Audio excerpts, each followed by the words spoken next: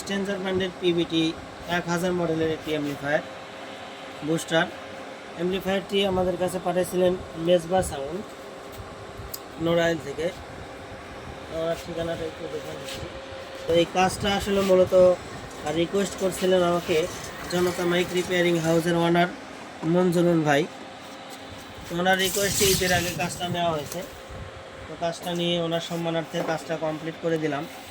তো 1000 ওয়াটের সেট আমরা কত ওয়াট আউটপুট পাই এবং ওয়েভটা ক্লিন থাকে কত ওয়াট পর্যন্ত সেটা একটু আপনাদেরকে দেখাবো। দেখতে পাচ্ছেন ভলিউম আপ করা হচ্ছে আস্তে আস্তে। এবং আমরা যদি আপনাদেরকে দেখাই 900 ওয়াট পর্যন্ত কিন্তু ক্লিন আউটপুট পাওয়া যাচ্ছে পিওর সাইন ওয়েভ। এরপরে যদি আমরা ভলিউমটা আরও আপ করি একদম লাস্ট পর্যন্ত দেই, মানে পিক টু পিক সাউন্ড যেটা দেখতে পাচ্ছেন 1100 প্লাস কিন্তু আউটপুট ওয়াট পাওয়া যাচ্ছে 62 ভোল্টেজ। এবং সাউন্ড কিন্তু সাউন্ডের মধ্যে ব্রেক চলে আসছে, দেখতে পাচ্ছেন স্কোয়ার হয়ে গেছে সাউন্ড।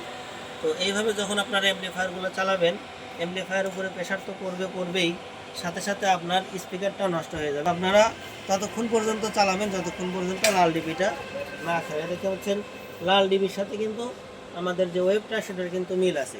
লাল ডিবি একটা খেলতেছে, ওয়েভটা কিন্তু সাইন হয়ে গেছে। লাল ডিবি যখনই দুইটা খেলবে তখনই সাউন্ডটা নষ্ট হয়ে যাচ্ছে। তো আশা করি বুঝাইতে পারছি। আপনারা হেডগুলো এইভাবে যত্ন সহকারে চালাবেন, আপনাদের হেডগুলো নষ্ট কম হবে। তো আমাদের ভিডিওটি আপনাদের কাছে কেমন লাগে কমেন্টে জানাবেন। আর প্রফেশনাল অ্যাম্পলিফায়ার হেড সার্ভিসিং করাতে চাইলে আমাদের সঙ্গে যোগাযোগ করবেন।